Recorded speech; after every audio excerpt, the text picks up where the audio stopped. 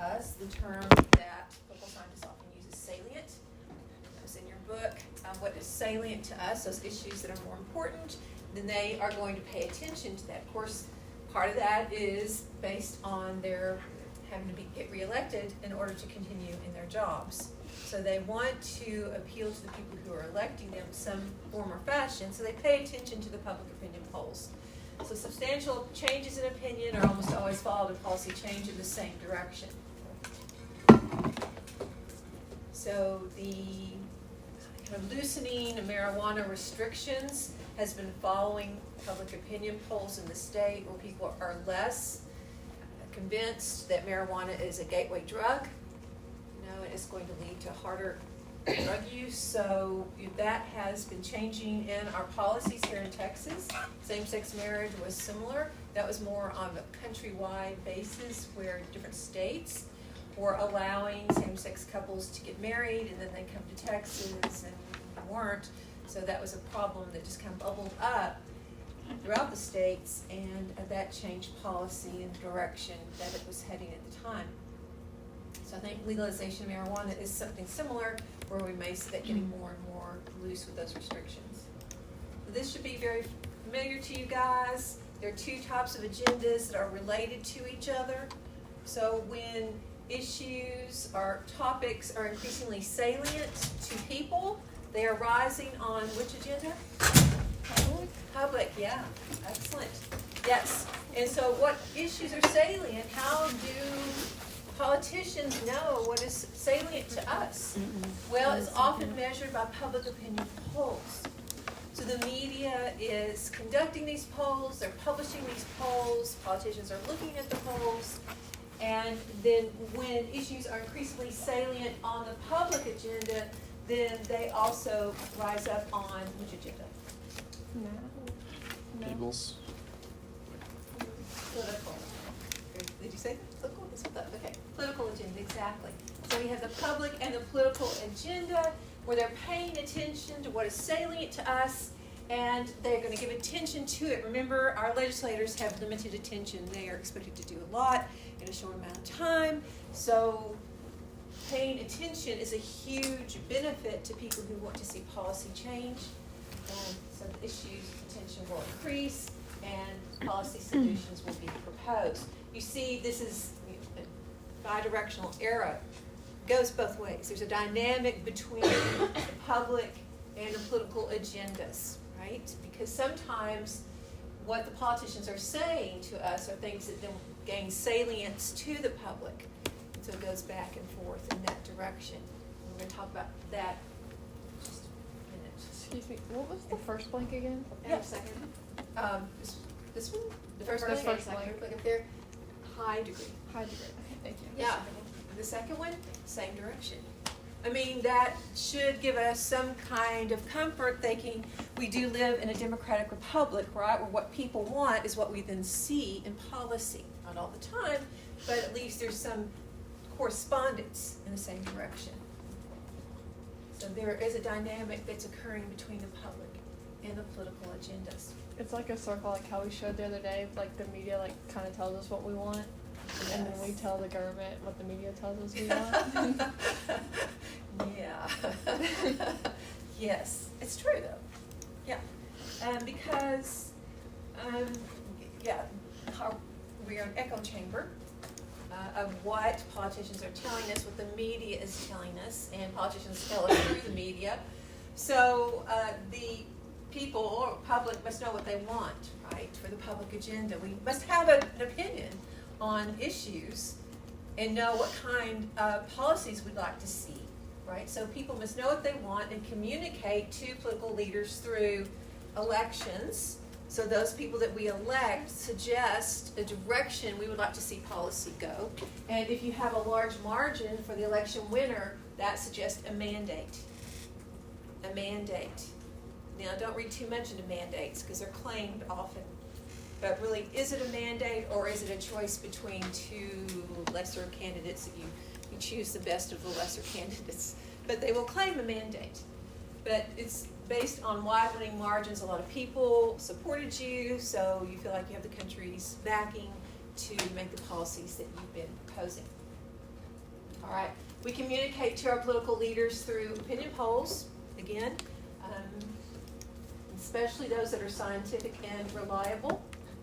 We communicate to our political leaders through interest groups and political parties as part of those linkage institutions we've been talking about, and of course through social media. We're communicating what we want. We're responding to their post. We're signaling what our preferences are in that way. Political leaders must pay attention to us. I mean, it's two ways, right? We must signal, and then they must pay attention, receive those signals. So they do that through social media. They frame issues, and they tweak the frames to see what gets the most response, what will people react to most, and most positively for them. But they also float trial balloons. So they make a policy proposal that they kind of float it out there, a trial balloon, to see how people react to it, and how do their approval ratings go. Do they go up or down after they put out there, this is a policy proposal that I want. So it's a trial balloon, and if people don't like it, if their approval ratings go down, then they change maybe not what they want to do, but how they explain it, how it's framed. So these trial balloons are used by political leaders to gauge public reaction. Approval rating polls measure support, and then also it helps them set the political agenda when they see what people are talking about. It's this two-way street. Again, the echo chamber. Yes. I'm sorry, what were the first two blanks? This one? Mm-hmm. Okay, public, Okay. basically. And large margin suggests mandate. Okay. First one is All right, so there are two general perspectives about public opinion in a representative government. Us being the public. On one side, we are the ignorant masses. We don't know what's going on. One of the things about getting elected is you guys sit at the table, you're getting insider information, you're getting these policy experts who are working for the government to tell you costs and benefits of certain ideas and directions to go. We don't know this stuff. We're not privy to all the information that our political officials have. So why don't we just leave government to the experts? So you see, in 1922, that was a quote from a publication in Public Opinion that said the masses are asses, basically. We don't know. And you also think in 1922, that was during the Progressive era, when progressivism suggested that government is best run if run efficiently, like a corporation, and things are done by the experts, civil servants who have training and background on what they're doing. So that kind of makes sense too. And also, doesn't it kind of reflect our political culture and that Southern traditionalism that we're saying we're just going to leave government to the experts, and not participate a lot in it. So that's ignorant masses, and then the American voter, and a second study revisited, found that we just basically lack opinions, strong opinions about most policies, especially when you get in the weeds like tax code or some kind of business regulation that doesn't apply to us personally. It's hard to keep up with that stuff and have an opinion about it. It's kind of okay. So what we do, oftentimes, when we have to make a choice, we're going to satisfy us. So, okay, this candidate will satisfy us. It's going to be sufficient for what I want. And we base that satisfice on the party ID, candidate in particular, issues that are relevant at the time. So we don't really know a lot, but we use cues to help us make these decisions. And then of course there's that ambivalence towards government that we see with the apathy that a lot of people have towards government. So are we ignorant masses? We just don't care. We don't know. There's reasons that support that. But then there's also a way to look at it with rational collective. We are rational, right? We do care. We have rational views. But the key here is collective. So ignorant masses, that's one way to look at the public. collective is another. It's like us. It's our body. A collective action problem. You have a group of people. So the rational collective, when you look at people across a state or across a country, you know, they really can have stable, incoherent views. You're not looking at one little set group, but across the broad spectrum of people, there seems to be a stability in those views. We use information shortcuts as cues, like political party. It's rational. We can't know everything. We can't know every aspect of every candidate.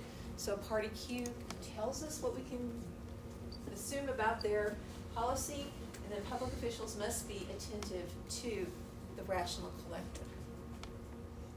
All right. So one thing, I just added this slide in today, so y'all don't have it, but these are the topics that you've been researching for your Texas policy research. So if you think about it, it's hard for politicians to know what's important to people unless you've got this collective measure. So the Arrow theorem suggests it's an impossibility to know what people really want, a group of people. Because if you look at all of these topics that y'all are studying, and I asked you to rank the top 3, right? So you just pick 3 of those you think are the most important, the most salient to you. You think we'd have a variety of answers all across the board, right? Yeah. So we pick most number of ones. If you know which one had the most number of ones, okay, we might use that. But then some people, you might say 2 instead of 1. So just it's hard to find a clear cut. What do people think is the most salient? Okay, that's Arrow's impossibility theorem. So looking at it at a broad view, that helps. Public opinion can be based on our values. Values are stable, long-lasting, difficult to change, arise from deeply held religious or ethical principles, product of socialization, influences ideology. So values are beliefs like liberty, democracy. Can you think of another one? A value? Pursuit of happiness. Pursuit of happiness. Pardon me? Freedom. Awesome. Like Yeah. the American dream. The American dream. I mean, these are values that we hold pretty strongly. You know, they don't change very often. Good. And one thing I'm just going to side note is I've been reading people's writing. Just something I didn't really think about until graduate school is when you see democracy, democracy is lowercase d. When we talk about democracy, demos, lowercase d. When you talk about the Democratic Party, it's capital D. All right, so just make sure when you're writing about the Democratic Party, you capitalize those parties, and Republican Party's capital R. Okay. Then we have attitudes.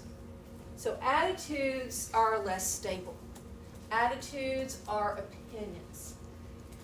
Now on your PowerPoint, you're going to have critical race theory because that was a big topic last semester. This semester, I think border security is more out there and people are talking about a lot more. So our opinions, our attitudes on this topic. You know, border security 10 years ago, 10 years ago we were thinking about it more, absolutely. 20 years ago, I don't know. Just people who lived down there back then have told me that, you know, they kind of had this symbiosis, this relationship across the border where people would come in and work and then they'd go home and they relied on people to pay them and then they'd go home. You know, it was just, you just walked across the Rio Grande River, that kind of thing in these small towns, and how much it has changed now. Border security has very much changed and people's opinions about it seem to have changed as well. So that's attitudes are specific views about particular issues or events. They're often influenced by partisan identification and emotional reactions to candidates and policies. Of course, we saw in the media, isn't that what they're trying to grab? Healthcare, heart, pocketbook, these emotional responses that can be used. So we're looking at, you know, how do people know what they want? How do we tell politicians what we want? You know, how do we signal to them? And usually a collective response is going to be more accurate than just a small group of people, right? It's going to be across the state. So this is a Texas Politics Project. They take polls every 3 months. They're scientific polls. And I'm going to go to the most important problem in our state. And let's look at the poll results. What they have found. The most important issue in October. Immigration, inflation, border security tied for second. Political corruption and leadership, economy, abortion, gun control, healthcare, environmental climate change, and energy, the grid there. Right, so that was in October, August, immigration, border security, inflation in the top three pretty much remain. Just a different order. So you can see over time, and then in June, what was it? Border security Border and security. immigration. Yes, and immigration, yes.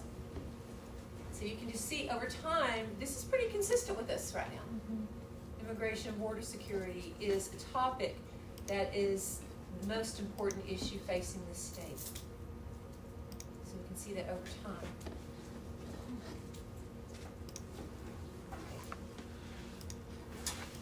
So how can we measure public opinion to make it as most accurate as possible, as most reflective of what the general collective thinks?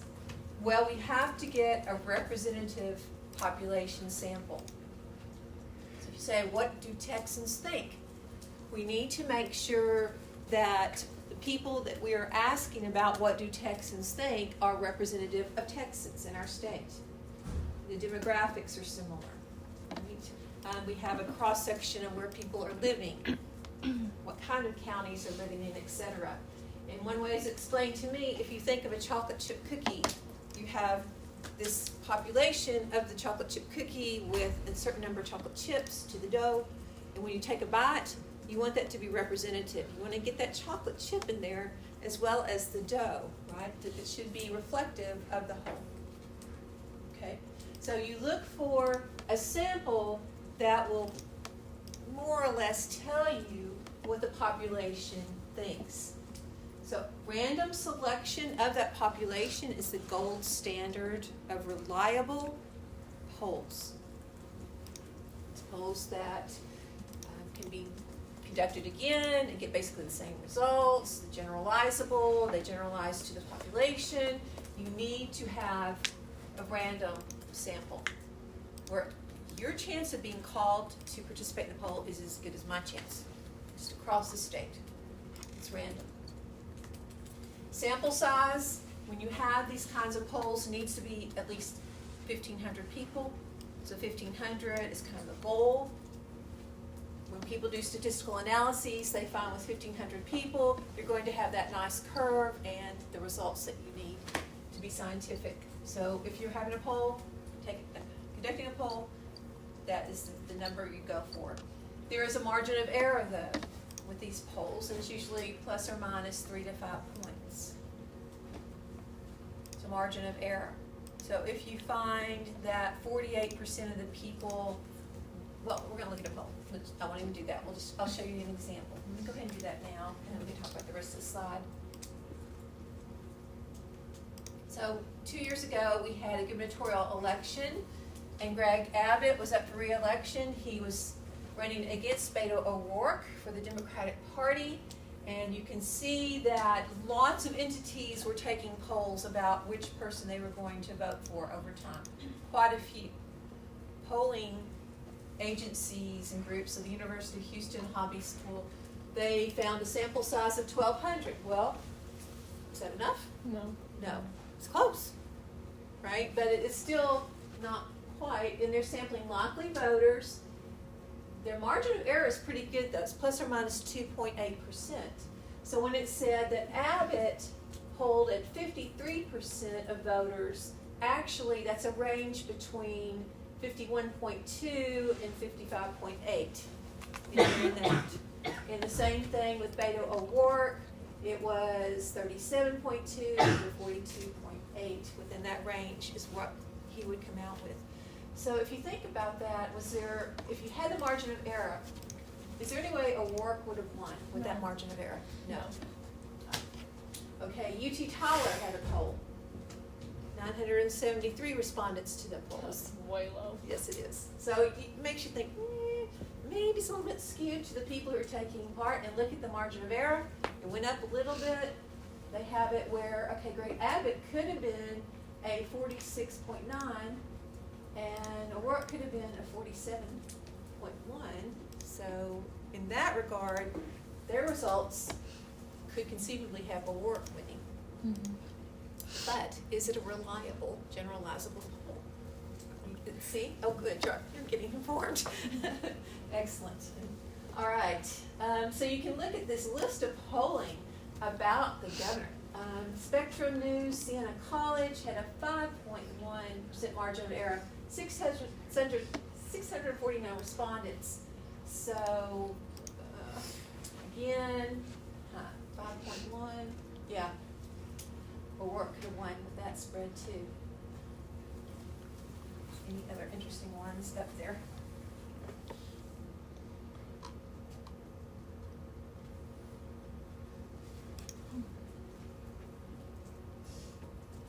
So really, the margin of error is within scientific parameters, but you just have to be careful what polls you're looking at individually. How do they calculate margin of error? Yeah, statistics? Yeah. Yes. Oh, moved over. So survey methods, how are people getting asked these questions? We have online surveys, which are used a lot now since we have that digital capability. Used to, we'd have to call people on the telephone and ask them questions. You can imagine not many people want to participate at dinner time. People would be called. We could have exit polls where you wait for people. I've done this before. I've stood outside of polling places and asked people about their demographics and what brought you to the polls. And you don't ask them who they voted for, but what were the issues that were important to you, things like that. So those are out there too. Interviews are done. They're more in-depth, but of course they're more time-consuming, and you get fewer participants with an interview. It's very hard to get to 1,500 people for that. So, the thing is too, you got to think about what are they asking in these polls. Framing effects. We talked about the media using framing effects. Could polls have a frame in them? Yes. Absolutely. The way they're presenting the questions to you. There's bias in who is participating in these polls. So the people who are willing to participate in a poll are different than those people who are not willing to participate in a poll. So that could be a bias. These are people who are probably interested in politics, pay attention to politics, but they are not the population of people who will go out there and vote. So that can be a problem. And when that happens, and political scientists know that, then they will tweak the numbers and exaggerate the numbers of people with lower representation in the sample, just to make sure it's more representative of the population. Also, selection. What time of day are you conducting this survey? Where are you conducting this survey? Who are you asking? Those things can happen. But also, people who are taking the survey can respond in a certain way. So in 2016, a former leader of the Ku Klux Klan was running for U.S. Senate in Louisiana. There were polls taken saying, would you be likely to vote for this candidate? And by and large, no way, no. You didn't have a chance. Yet, they had a petition where enough people signed the petition to support him that he took place in the debates that were going on amongst the candidates. So he was running for U.S. Senate. That's great. Isn't it crazy? Yeah. Yeah, it's called the Bradley effect, where people you know, when they're answering these questions, like, yeah, this may not be the right answer, I'm just gonna answer how I think they want me to answer it. That happens. And sometimes people are like annoyed that you're asking them questions, they're gonna answer you in a more negative way than they would. All right, push polls. This was in your reading. Now remember what push polls are. A tactic intended to persuade respondents disguised as a poll. Thank you, yes. And I think I have a really good example. Do you have it in front of you there? I do. Okay, super. Can you read that example, please? Oh wait, the example? Uh-huh, of the push poll? No, I just have that from my notes. Oh, okay. I'm sorry, I No, put no the problem. book. So I marked it in my book. So, would you still support Mr. Smith if you knew he supported amnesty for illegal aliens on welfare? So the candidate never supported amnesty for illegal aliens on welfare, but just saying that pushes people to the other candidate. Would you still support? Mm-hmm. All right. Okay. So we are looking at these polls. One thing I wanted to go back to Texas Politics Project. So can we rely on these polls? I mean, they're out there. They're every 3 months. They're polling. So you can see here, this is their methodology. So they use people who are responding to YouGov polls online. And they found a sample of 1,200 people to produce the final data set. What would you say about that poll? Could we rely on the results? Probably not. Yeah. Because not- only people who go there. Well, that's true. It's YouGov. Yeah, so Yes. you'd have to Never specifically gone there, know yeah. about. Like, I mean, I didn't know about it till now. That's a really good point. And yet, okay, that's a really good point. That was wrong. Margin of error is 2.83. That's pretty good. Yet I think that's a really good bias that you're bringing up because you gotta know YouGov for the samples, right? Mm-hmm. And who are they sending out emails to people to take? I don't know. But how else are we going to know public opinion? That's one thing to think. So there is a Pew Research Topology quiz. And I think we have enough time for you to take it, if you would, please. It's a political topology quiz. You just go on the slides. Would y'all mind going to that real quick? Is it this? Yes, did y'all do it Wait, already? I don't know No. where it But went. it's like, Is this it? it's like 4 quadrants. Crash course? Somewhere. No, Okay, go let's on the Is slides. it like that? Where? I like No, that but one I'm better. saying, is it This like is that? It's No, kind of below like it. that, yes, yeah. This one, No, okay. yeah, I mean, just, And I want you to then- do it for the questions, I want you to think You about might the have questions to they're just download asking the you. scrolls, I don't know. That's why I want you to take it if you would, please. Pew Research Political Topology Quiz. Slay. I think we don't did know this how to do in- this. I did this in high school.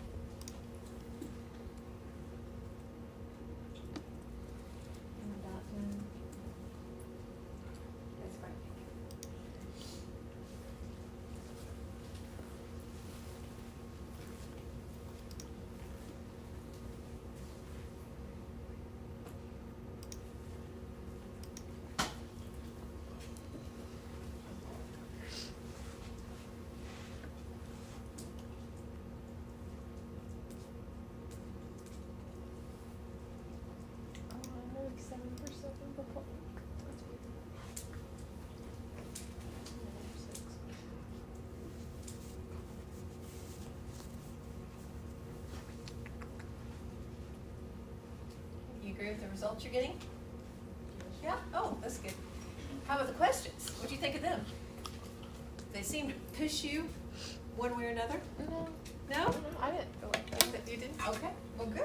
I like how like some of them, when you asked one question, you put an answer, it had the second question like kind of like restating it, but like in another way, so it like Yes. kind of understood what you were saying by that first question, like if that makes sense. Oh, yeah, it does. Because like That's something good. I was kind of like, I don't really know that I agree with either, but I guess I agree more with this one. And then the next question I was like, oh, okay, yeah, I'd fall more in line with like, yeah, Okay, yeah.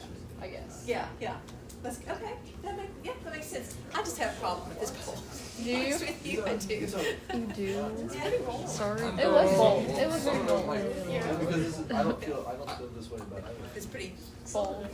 Like some of the questions. Oh, I yes. don't think it's good. It's almost like, dude, you feel bad for Yeah. Yeah. Yeah. I know. Oh, I feel bad about it. I feel like it could easily sway a person who's in the middle to go either. Like you just saying, I feel like sometimes people are just in the middle. That's the thing. Yeah. But there's no room for you in the middle, right? Right. With this, so, yeah, this question, government regulation of business is necessary, or it's harmful. Which one? You might be in the middle on that, but we need a little bit of regulation, pollution control. Right. Oh, yeah. What scale? Also depends on. I think it was those last three questions. It does. So how can they ask you questions that cover everything? Right. So okay, there is some justification for saying we are ignorant. We don't know. There's a lot going on we just don't know about. Yeah, but yeah. So anyway, I hope that was informative to you guys, and you can kind of get a feel for questions. They have to figure out how to answer you the question, and how are they going to capture how you think. You only have two choices on this one: government regulation, good or bad. That's it. Yeah. Is that really going to capture how you feel about it? No.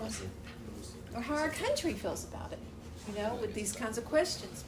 So that's one thing to consider when you're looking at these polls. What kind of questions are they asking? And also when you design surveys, it's really hard too to try to capture an unbiased option for students or for people who take the poll. So what's wrong with this poll? In 1936, there was a magazine called the Literary Digest. It had correctly predicted the winner 5 times in previous presidential races. So what it did, it sent out postcards to names pulled from telephone books and motor vehicle records. The postcards were returned, had over 2.3 million people send their postcards back to tell them who they were voting for, and they voted for the other person. They underestimated the vote for FDR by 19%. A huge disparity in what they were predicting. What was wrong with that poll? Did y'all study this in U.S. history? No? So think 1936. The sample is taken from people with names in telephone books and with cars and motor vehicles. People that have phones in cars are, well, the Great Depression, most people don't have phones in cars. Right, so it's an unrepresentative sample. Very good. And then Literary Digest faded away after that. And it claimed to fame until that year. Okay, so thinking about public opinion polls. How much should we trust public opinion polls? Maybe trust is the wrong word. I could have framed that wrong. How useful are they? What is their importance? Should we even rely on them? So I want you to think about that. I listed some challenges and benefits to using polls. There's a statement that I read recently: can polls be used, can they use reality to distort reality? Be a concern. A survey bias, a selection of participants and the responses that they give. The questioning, I didn't put that out there, but the way the questions are worded. Results. We saw those one-shot results for the gubernatorial race. We saw the trends from the Texas Politics Project. In general, trends are more helpful than one-shot because we can be influenced by things that happen around us, to us personally, and can change those attitudes that we have about what is important. So one-shot captures us at that one time only, and then it changes. So it's really not reliable. Benefits of public opinion polls. It's a way to gauge public opinion. And they try to be as reliable and generalizable as possible. The Texas Politics Project, although it has its issues and problems, consistently, gives us some data to work with. Politicians follow it in order to determine what's important to us. And so in a way, these polls can check politicians from doing whatever they want because they see what's important to us. The polls include people who do not vote. So it gives another voice for the politicians and enables politician responsiveness to people. And I like this one as a way to know what other Americans are thinking amidst the polarization. We see what other people might believe by that group. Okay, so how much should we trust public opinion polls? Anybody go? And I'd like y'all just to discuss it. I don't have any kind of framework to use for our discussion. How much? A lot? A little? Just take a stand and say what? And then I'll mark you checked off, and once you talk, then we'll move on and give everybody a chance to talk. And I saw Brady's hand first. For the most part, I'll be honest, I don't really support them, or believe them. Just like, the 2020 election. They're always subject to change. Not necessarily, but there is the likeliness for they change and they're false. Or, something like that. Good point. Thank you. I think it was Grace. Did you raise your Oh, hand? yeah. I would say that I wouldn't really think that they're trustworthy either. I would just say to take what they're saying with a grain of salt because everyone's going to have some sort of agenda that they're going to be pushing. And even if that's, framed in a way that doesn't make it look like that's what they're doing, I feel like behind every poll there is some sort of framing in that way happening. So you just keep that in mind, do your research. Yes. Thank you. Macy. I don't really like them, to be honest with you, just because, one, they're inaccurate most of the time, because usually they're not updated, they'll do for, one shot, one Right. time, and then they'll change rapidly. And it will get people into like a group mindset, they'll see a lot of people around them, or how a lot of people are voting, or how a lot of people feel on the policies, and they're like, okay, well, most people are doing this, and they'll follow that, or a lot of people will follow that, instead of going to read the policies themselves and figuring out what their opinion is, because a lot of people are going to be different. They don't difference. Element. Okay, thank you so much. All right, back row people. Just go. I was just gonna say, I agree that you can't really just trust them because even seeing the results, a lot of people change their views based on the results. And I think that's a big problem. Yeah. One shot bias. I think you gotta look at them with the mindset of like, this isn't the outcome, but it's close enough that you might have an idea, or maybe if it's super close, it'll get you in the mood to go vote, or it'll be it. So as long as you're not seeing it as 100% truth, but kind of just a baseline of what to expect, I think it actually helps a lot. Thank you. Give some love to those polls. Thank you. Yes. Kind of going off of what Grace said, like take it with a grain of salt, because depending on who's taking these polls, they're using like selection to give a certain result. Because a lot of people are easily influenced, so if you give that certain result, they can push other people that way. Yeah. Okay. Montana. I would say no, I don't trust him, just because not only could it attract certain people that have more political mindset versus them that don't, but it could be one of the surveys or polls where it changes your answer based on your previous answer, rather than having a set amount of questions and all the questions being the same for every user. That's a really good point. Thanks.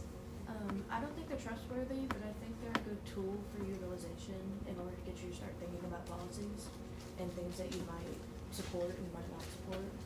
Like a good baseline for doing your own research and looking into these things. Okay, good. So it could kind of spur some interest in politics. Thank you. Nice. Yeah, I don't think they're very trustworthy because like the political landscape and like events happening change so rapidly. Like just look at like the 2024 election. Like it seemed like every week something was happening, and then like you've heard different things like, oh, people are now supporting this candidate more than this can, like the Trump assassination, that really like swayed voter opinions a lot. And then Kamala went on and did the interview with Alex Cooper, and that made a lot more people like her too. So like I feel like because things are constantly changing, it's hard to like read something that happens, and it takes a long time to do a poll. Yeah, it can. So Yeah, for sure. I think that they're somewhat helpful for your. I wouldn't actually look at the results, or if you did, take it with a grain of salt. But like, if you actually want to know where you stand, I think it's important to look at these before you make any actual decisions and do your research beforehand. Before you get to the polls and you're like, oh my god, I don't even know. Let me go look it up. What are people saying? So. Thank you. And how else will we know? yeah. Yeah. Thank you. Okay. My goodness, that's all three of you. So Walter, then Emily. I wouldn't trust the polls. I'd definitely take them with a grain of salt. I would liken it to being served a slice of cake and you don't know the ingredients that were used to make it. But I think it is important that it kind of motivates you to make your own cake, and do your own research on, because even though it could like, oh, hey, like, this is where it stands, but you shouldn't let them affect your mindset. Like, do your own research, even because they could just be taking urban population or only rural population in their polls, but you don't know. Well, you do look at the methods that we looked at, the Texas Politics Project. They're supposed to tell you the methods, how they found their participants, and how they, could tweak the data in order to make sure it's a representative sample. They should be telling you that. Yeah, that's what I mean. Like, classes like these are important because it gives you those resources and teaches you how to use them, so you can do your own research. Yeah. But like the average person probably doesn't know that you can go look at that. Or take the time to go look at it. Yeah. Do you feel like the poll that you just took inspired you to go out there and look at some of these topics? The Pew Research one? Uh-huh. Yeah, it was really interesting to see like how my answers turned into how they categorized me, I guess. Even though it was very yes or no questions. So. Yeah. Okay, thank you. Okay, Emily. I don't know that I really lean one way or the other on if polls are a good thing or not, but I think the questions can spur like a spark of like engagement in the poll taker to go out and then see if their opinions about how their poll like results turned out, if they can go find more information on that, and then maybe they'll be more likely to vote. So I like this. So first I thought you were going to say, so you're going to look at the polls results and then take a poll on testing the polls results or something like that. Because we have to hold them accountable to some degree, right? But yeah. So you're kind of agreeing with people who say it kind of inspires you to go out there and find out about these things that maybe you didn't know. Yeah, okay, thank you. Yes, Jordan. I agree with her. I really don't have an opinion really either way, but I know a lot of people our age really aren't interested in politics and stuff like that, so I think like it's good to look at them and kind of see, just like a curiosity thing. So I really don't see anything wrong with it, but I can also see like how it negatively impacts like most of the stuff that people say. Good, thank you. Why do you think people your age aren't interested in politics? I'm just curious. For me, I mean, I'm not super involved in them. I just kind of know how to vote for my parents, but I think like maybe just like all the family always putting it into my mind and stuff just kind of made me fall out of it. I'm not really sure why anybody else does, but that's kind of my reasoning. Thank you. I wondered if it was socialization, if it was an age thing, probably a lot of different factors go into that. Yeah. Okay, thank you. So Olivia. I kind of agree with him. I don't really have an opinion about it, but my biggest thing is just that like when you're looking at the results, it is only from like one snippet in time, kind of what everybody else has been saying, and that things change and like your own opinions change, and just something can be said by someone and it completely shifts everybody's opinion on that person and so or thing, so just.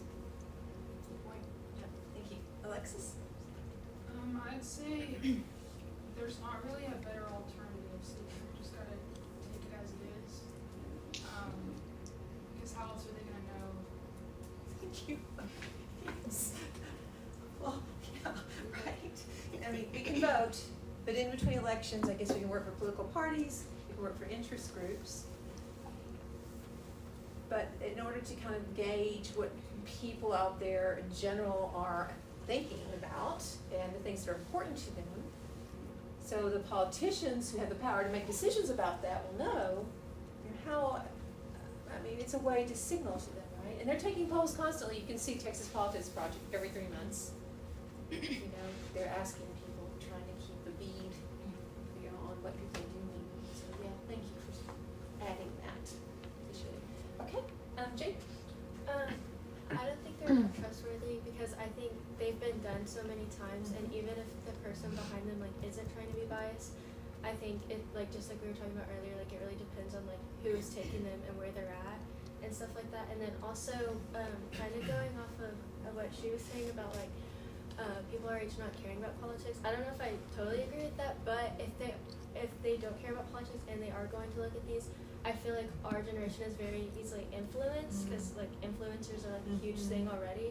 And so I think if they're seeing like what other people are doing, I don't see why they wouldn't just do what other people are doing because they don't really have an opinion or they don't care about it. That's interesting. So do you think it takes that living life a certain amount of time and having different experiences than to think, yeah, I kind of know what I want now? Yeah, I don't know. I think it really depends on like the person and I guess how much they do care about it and like how much they've researched about on their own, like not just from their parents or like people around them, but on their own what they've seen and stuff. So maybe yeah, time is experience. That's really good. Thank you. Okay, gentlemen, right there. Thank you. Yes. Kind of based off what she was saying, people are so easily influenced. I would not at all be surprised if someone were to take one of these polls and allow it to make their decision for them. So kind of, if you see it, use it as an idea of what other people are thinking, but you cannot let that make your decision. Like people are, like she said, influenced by all these people that are completely out of political culture, like Taylor Swift making her endorsements, or whoever you want to say, they're all making their endorsements and trying to make people vote the way that they want. But that shouldn't be any kind of weight on your decision. So as a tool for these politicians to kind of have a broad outline, it can be good while also understanding the bias that could go into it. But for people to look at these and let it shape their total view and decision and vote in the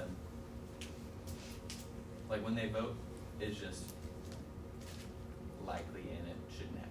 Yeah, yeah, okay, really good point. I think there's so many factors that go into human decision making. You know, that's I really like the social sciences because there's just so much there, right, that's going on. And you know, those endorsements are a big deal. I'm glad you brought that up. I think they're an issue because, like you said, Taylor Swift is a billionaire. Like her, Yeah. like her stat, like what she has, like cannot be compared to like any of us. You know what I mean? She's So like living her, like an average person. yeah, she's not Inflation does living the not affect average her. life. So like, Yeah. you know, you can't go off of her endorsement because her life choices and her life actions are just so different from. That's the right, masses. and yet people will follow. Right. Yeah. Well, I was just gonna kind of say that, like, what Taylor Swift may be worried about, or any celebrity really who has any kind of money or any kind of fame, or just something very different than the average American, what they might be worried about is completely different than what we might be worried about. Kind of like how business owners, they're very worried about business and money and taxes. Well, Yes. if you're not a business owner, you may not care about that kind of stuff. And so you have a different idea. Okay, I want to ask you this then. Oh no. Okay, or not. So Greg Abbott has been doing a lot of endorsement this past year for this election with our state legislators. So should we listen to that? No. Okay, there you go. If it's one thing for one person, should same thing for the other person, right? Yeah, I think endorsements you should like listen to them, but like also ignore them at the same time. Like maybe have a person you like. They're just a tricky thing. 'Cause, Yeah. like, I think we if all you're have getting such paid, different lives. you shouldn't listen. I agree. I think like endorsements from celebrities are kind of stupid in a way. Okay. Because it's kind of like giving a big face to something that has nothing to do with politics. Yeah. It's the bandwagon effect. Everybody It's a hops on the bandwagon bandwagon. effect. Oh, Yeah. Taylor Swift likes this. Yeah. So Then she's getting you paid know, for it. yeah. So And a yeah. lot of people who are Taylor Swift fans are like psycho, and they're just gonna do It's it. right. You know? I Actually, don't you had a Taylor point. Swift, but No, I was background. gonna, I was also gonna say, it's a big difference between a political endorsement and a Thank celebrity you, endorsement. thank you, thank you. Okay, I appreciate that. Good. All right, gentlemen. Okay. No, you take it. Alright. I was gonna say that This it's is crazy. it's really easy to amass biased questions, which can just lead to biased results on the polls, which is why I'd probably say no. How about over time? Would a biased question over time produce the same results, do you think? No. Do you think that might, if we do a trend, follow a trend, Yeah. would that address maybe a concern? Yeah, I would say it's more like biased for like a one shot versus like a trend over time poll. And I don't know, I think it could be, I don't know, that's why I asked you, yeah. Okay, thank you. I think polls, as far as who you're electing, you might like look at a little bit more. Just kind of as a point of thought. But as far as polls, as far as public opinion and what's important, it's just hard to gauge that, especially with like our younger group with social media and everything. It's like I feel like we're constantly being told what to think and how to think and what to do and what to do about what other people think. So the original thought and critical thinking doesn't really come from, I feel like, our group or the internet group as much. So it's kind of hard to make a judgment call on that. Just more follow on, would you say? Yeah, well, I'm saying like so many people are like speaking for us, or like we're just constantly like brain rot on our phone. It's like consumption of media. It's like we're not creating our own thought and our own creativity and processing through things and what we think is important. Oh my goodness. Like we'll let everybody else decide it for us. Yeah. It's such an important statement, I think. Thank you. Okay. Yeah, to add on to what you're saying, I think you should just use polls as a tool because, you know, those questions are very leading. So it could always, you know, change how people feel based on other people's opinions. Yeah, right. So, do you have any kind of idea what would be a better way? So, like the poll you just took, the Pew typology poll, would there be a better way to ask them either this or that? Yes. Yes. Would it be nice to have like a write-in portion? What? That's Oh, what I was write-in Like a portion? write-in, yeah. Okay. So like you But then say it would That's take so much but then better. you get into the issue. But But then you get into the issue of who's grading these writing things. Are they That's- biased? That's, there you go. Well, of course they're going to Like, buy somebody it. has to There's read it. opinions there. Just like put into a slot. AI machine shit. Because it's like, you know, it's Be like moderate. yes, no. Be moderate. Cole, how did we Yes. miss you? I don't know. I have more of a neutral opinion because yes, you can see how like the public is thinking, but I come into the question of the accuracy of the polls, Huh? just because like endorsements and then how the question was framed. Yeah, that's a really good point. Yeah. And can't like big corporations like buy a poll? Oh. Like, you know what I'm saying? They Like can. buy it and What? make it seem like one person's winning an election, but in reality they're not. So that's a good question. They can actually put out their own poll, is what I was thinking. Okay. And so ask those. And how do we? questions. Okay, and just to be cynical, how do we know that like the information they're putting on there? They're like, oh, we interviewed this many people and this is where we got them. How do we know that that's accurate? You don't. You know what I'm saying? You don't. Oh no. That's what I'm saying. Maybe polls like maybe you should just hero the issues, where, like, and then think for yourself. This is where I stand. Okay, you know what I'm saying? Yeah. It's such a brave new world with internet. Yeah.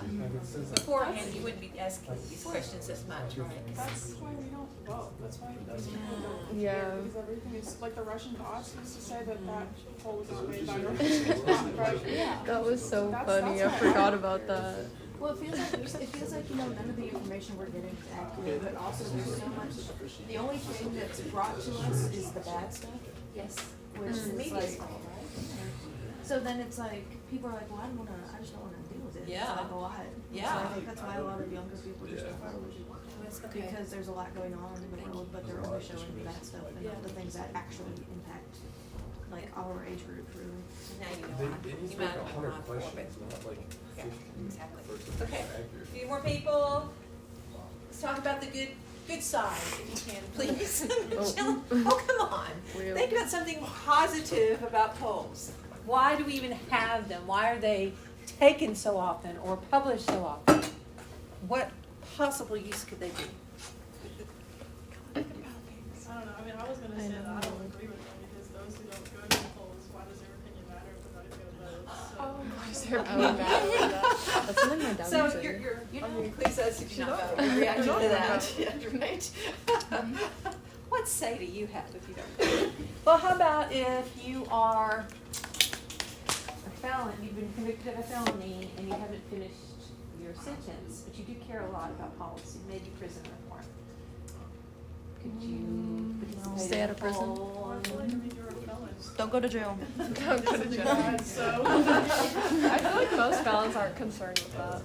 I think most felons are concerned with getting out of jail. Yes. Yes. Real. Oh. If there's somebody that can't vote, they can get this put their opinion out there to affect what other people. That's right. Exactly. I mean, I don't know. Just think, yeah. I mean, Okay. It's just a poll. We have a few more people who need to talk. Yeah, what is zero? Do you? I think, I don't necessarily agree with them 100%, but I think they can be a good way to gauge an outcome. Maybe not the outcome or your outcome, but an outcome. An outcome, exactly. Yes. So there's a lot of problems with them, for sure. But there's also a reason why we have them, right? Yeah. Yeah. So, and it's nothing else. It's a symbol that maybe politicians are listening to us, care about what we think is important, you know, and that's kind of something that is necessary in our kind of government, that they're paying attention to us in between elections. But they not making the polls. Good. So yeah, in between elections, we're still watching them. We still have thoughts. Yeah, good. Thank you. Hey, Victoria? I think they can inspire you to make decisions, but it's not true because some people lie on polls, and then some people also, they just do what they pick answers because they think that's what people say anyways, but they don't know. So, I mean, plus the questions that they ask aren't really, they don't give you room to answer, they just say yes or no, and so that's also a challenge, but, I probably just need more on just take off the name of public opinion and use it as like an inspiration. Then use it as what? As an inspiration to do like something next. So how would we gauge what people are interested in? I could name it as that. Name it as what people are interested in, but not like, don't set it as the foundation of this is what everyone thinks. I see. That and because like the country or this even Texas is so large, and like people who live in San Antonio and Houston, Austin have different opinions than people who live in Stephenville, Texas, and Dublin, Texas, and Pico or whatever. Good point. Good point. Mia? You can say, did you say something? Okay. Okay.